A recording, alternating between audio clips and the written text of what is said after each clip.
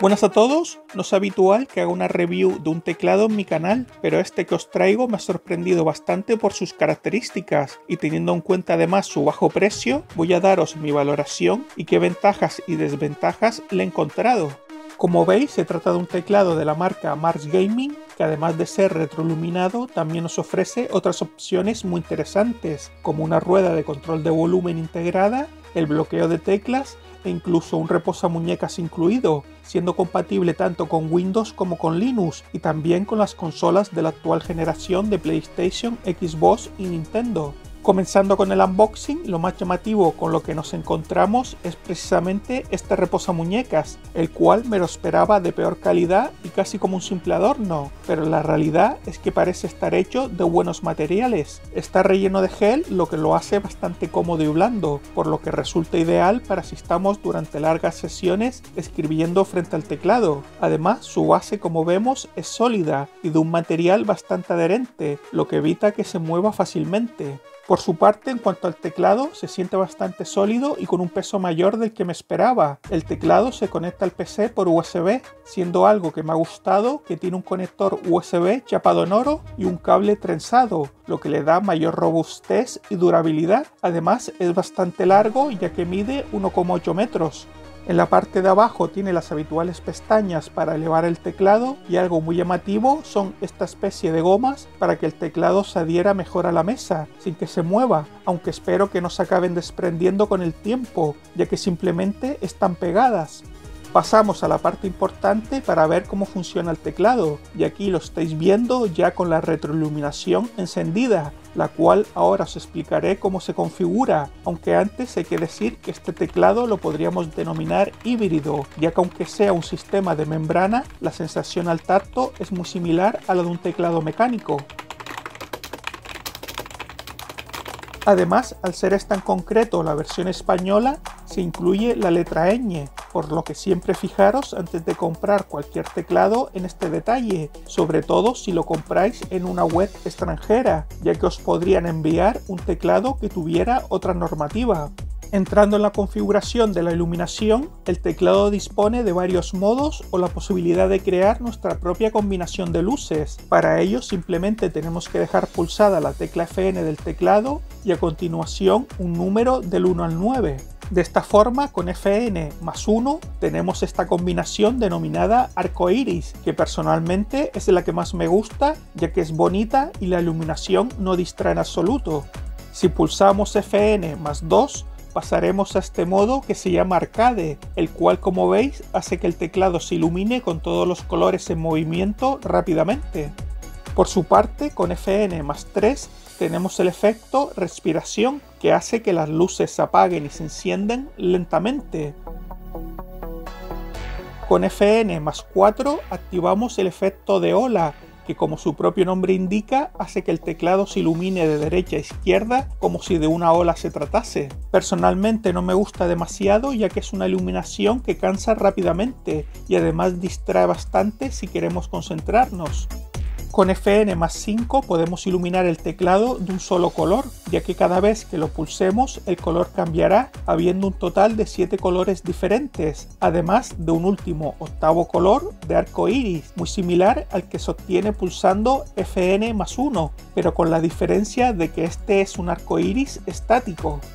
El siguiente modo es con Fn más 6 y se denomina RGB, aunque simplemente hace que el teclado se vaya iluminando en una secuencia concreta, algo similar al modo arcade de Fn más 2. Aunque ahora viene lo mejor, ya que si pulsamos Fn más 7 podemos personalizar la iluminación a nuestro gusto, dividiéndose el teclado en partes. De esta forma, con las teclas de dirección derecha e izquierda podemos seleccionar qué parte del teclado vamos a personalizar y con las teclas de dirección arriba y abajo seleccionar la combinación de color deseada. Es un modo ideal para quienes quieran crear una combinación propia única, si bien en mi caso no creo que lo aproveche demasiado, ya que resulta mucho más cómodo utilizar cualquiera de las combinaciones que ya vienen predefinidas. Además, la iluminación del teclado aún nos guarda un par de sorpresas más, ya que si pulsamos las teclas Fn más 8, activaremos el modo pulsación, el cual hace que el teclado únicamente se ilumine cuando pulsamos alguna tecla, por lo que es un modo para quienes quieran que el teclado esté siempre apagado y solo tener retroiluminación en el momento de teclear algo.